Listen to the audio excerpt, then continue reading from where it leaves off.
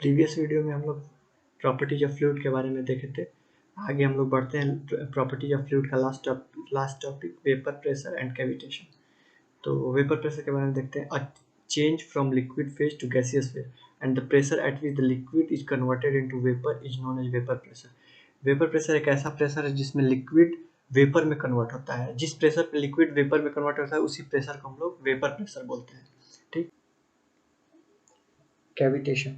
It is the phenomenon of formation of bubble of flowing liquid in a region where the pressure of the liquid flow falls below the vapor pressure and sudden collapsing of these pressure bubble in a region of higher pressure. Due to collapsing of very high pressure is created which cause cavity in a surface of collapsing. This is called cavitation. इसको हम लोग समझते हैं एक किसी भी pipe में liquid flow हो रहा है और उसमें बबल का फॉर्मेशन हो रहा है, वेपर बबल का फॉर्मेशन हो रहा है, और जो फ्लो लिक्विड का फ्लो है उसका प्रेशर बबल के प्रेशर से जब कम हो जाएगा तो उसमें कोलैप्सिंग हो जाएगा होगा और जो वेपर प्रेशर में कोलैप्सिंग होगा वो वेरी हाई प्रेशर पे होगा और जब पाइप का जो सरफेस है उस पर इस कोलैप्सिंग की वजह से सरफेस पे कैविटी क्रिएट हो जाएगी, एक खाली जगह क्रिएट हो जाएगा। इसी कैविटी के क्रिएशन को हम लोग कैविटेशन बोलते हैं और ये सारा फिनोमिना होता है वेपर प्रेशर के कारण। इसीलिए इन दोनों को इंटर रिलेशन होता है। क्वेश्चन आता है कि कैविटेशन प्रॉपर्टी किसके कारण होता है, तो उसका आंसर होगा वेपर प्रेशर के कारण कैविटेशन होता है। आगे देखते हैं types of fluids. Types of fluid में फर्स्ट है ideal fluid. Ideal fluid fluids which are incompressible are known as ideal fluid. Ideal fluids are imaginary fluid. जो फ्लूइड कंप्रेसिबल नहीं होता है उस फ्लूइड को हम लोग आइडियल फ्लूइड कहते हैं। मतलब कुछ ऐसा फ्लूइड जो थोड़ा भी कंप्रेस ना हो पाए उस फ्लूइड को हम लोग आइडियल फ्लूइड कहते हैं। ये एक इमेजिनरी फ्लूइड है। इसका एग्जांपल हम लोग कोई नहीं मिलेगा। इसका एग्जांपल हम लोग को यूनिवर्स में नहीं मिलेगा। एक ये आइडियल फ्लूइड है। ठीक, उसके बाद रियल फ्लूइड पे आते हैं। तो ये कंप्रेसिबल होता है। रियल फ्लूइड एक कंप्रेसिबल फ्लूइड होता है जिसके पास कुछ विस्कोसिटी होती है।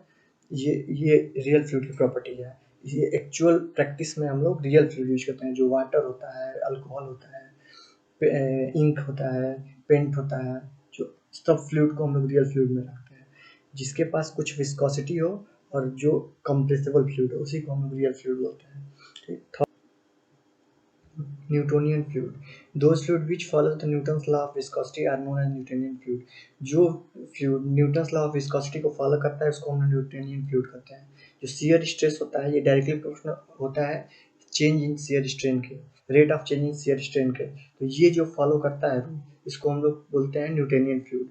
और इसका हम लोग ग्राफ देख लें एक बार। तो न्यूटोनियन फ्लूइड का ग्राफ होता है ये होता है, ये न्यूटोनियन फ्लूइड का ग्राफ होता है। मतलब जो ये शियर स्ट्रेस का है और ये जो लाइन है D U by D Y क्या है, इसको हम लोग रेट ऑफ शियर स्ट्रेन बोलते हैं, rate of change of shear strain बोलते हैं।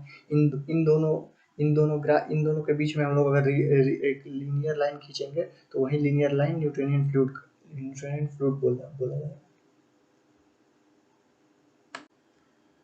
Non-Newtonian fluid, the fluid which does not follow the Newton's law of viscosity are called non-Newtonian fluid। जो fluid Newton's law of viscosity को follow नहीं करेगा, जो shear stress जो होता है डायरेक्टली प्रोपोर्शनल होता है रेट ऑफ शियर स्ट्रेन के, ये फॉलो नहीं करेगा उसको हम नॉन न्यूटोनियन फ्लूइड करेंगे। तो डायरेक्टली प्रोपोर्शनलिटी साइन हटेगा तो वहाँ पर म्यू इंट्रोड्यूस होगा और ये डायरेक्टली प्रोपोर्शनल ना रहे उसके लिए हम लोग एक पावर में n लिख देंगे। अगर ये n की वैल्यू अगर 1 से ग्रेटर होगी तो उसको डाइलेटेड फ्लूइड हम लोग बोलेंगे और अगर n से छोटी होगी तो उसको हम लोग स्यूडो फ्लूइड बोलेंगे। तो डाइलेटेड फ्लूइड को हम लोग का एग्जांपल हो जाएगा sugar solution, butter printing ink etcetera. ये हो जाएगा हम लोग का डाइलेटेड फ्लूइड का एग्जांपल। और जो स्यूडो फ्लूइड का एग्जांपल होगा पेपर पल्प होगा, रबर होगा, सस्पेंशन होगा, पेंट्स होगा। ये हो जाएगा स्यूडो फ्लूइड का एग्जांपल। इसको हम लोग ग्राफ में देखें, n की वैल्यू अगर इंक्रीज कराएंगे तो कैसा ग्राफ होगा, n की वैल्यू डिक्रीज कराएंगे तो कैसा ग्राफ होगा। तो अगर n की वैल्यू हम लोग इंक्रीज कराते हैं तो ये लीनियर वाला लाइन है उसके नीचे से एक ऐसे लाइन जाएगा, ये n जो ग्रेटर देन 1 होगा और एक लीनियर ऊपर जो लाइन जाएगा वो n स्मॉलर देन 1 होगा। ये होगा स्यूडो प्लास्टिक का ग्राफ, ये होगा डाइलेटेंट ग्राफ। ठीक, आगे देखते हैं आइडियल प्लास्टिक फ्लूइड या बिंगन फ्लूइड। तो a fluid in which stress is more than yield value and directly proportional to the rate of shear strain is called ideal plastic fluid. तो इसमें क्या होता है कि अगर हम लोग जो जो रेट ये जो होता है शियर स्ट्रेस होता है, ये डायरेक्टली प्रोपोर्शनल होता है शियर स्ट्रेन के, लेकिन एक एक स्टार्टिंग फोर्स हम लोग को ऐड करना पड़ता है फ्लूइड को फ्लो कराने के लिए। इसीलिए इसको हम लोग एक शुरू में एक वैल्यू देनी पड़ती है ताकि हम लोग का फ्लूइड फ्लो कर सके। अगर वाटर सस्पेंशन है, सीवेज स्लग है, क्ले एंड फ्लाई ऐश है, ये सब जैसे क्ले है, मान लो क्ले को हम लोग को फ्लो कराना है, तो क्ले को फ्लो कराने के लिए किसी पाइप में हम लोग को एक स्टार्टिंग फोर्स देना पड़ेगा ताकि वो फ्लो करना स्टार्ट कर दे। तो फ्लो करना स्टार्ट कर देगा तो उसके बाद वो फ्लो करने लगेगा। इसी चीज़ को हम लोग आइडियल प्लास्टिक फ्लूइड बोलते हैं। और इसका हम लोग ग्राफ देखें तो इसका ग्राफ होता है ये कांस्टेंट वैल्यू है कुछ, और ये कांस्टेंट वैल्यू के बाद ये यहाँ से स्टार्ट करता है, ये है बिंघम प्लास्टिक फ्लूइड, ये है बिंघम प्लास्टिक फ्लूइड का ग्राफ।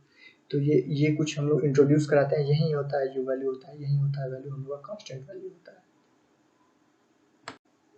फ्लूइड के टाइप्स में लास्ट टाइप है non ideal plastic fluid, a fluid in which shear stress is more than yield value and which does not follow the Newton's law of viscosity।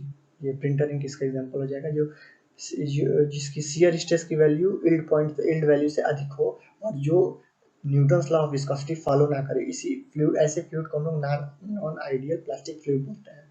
और जब n की value 1 से इस equation में जब n की value 1 से स्मॉलर हो तो थिक्सोट्रॉपिक फ्लूइड हो जाएगा, अगर n की वैल्यू 1 से ग्रेटर हो तो वो हो जाएगा रियोपैक्टिक फ्लूइड। इसको हम लोग ग्राफ में देखें तो ये जो यील्ड वैल्यू से ज़्यादा हो और Newton's law of viscosity follow ना करे, मतलब अगर n की वैल्यू कम हो तो थिक्सोट्रॉपिक प्लास्टिक हो जाएगा, अगर n की वैल्यू ज़्यादा हो तो रियोपैक्टिक फ्लूइड हो जाएगा। ये टाइप्स ऑफ फ्लूइड हो गया, इसके आगे हम लोग नेक्स्ट वीडियो में देखेंगे।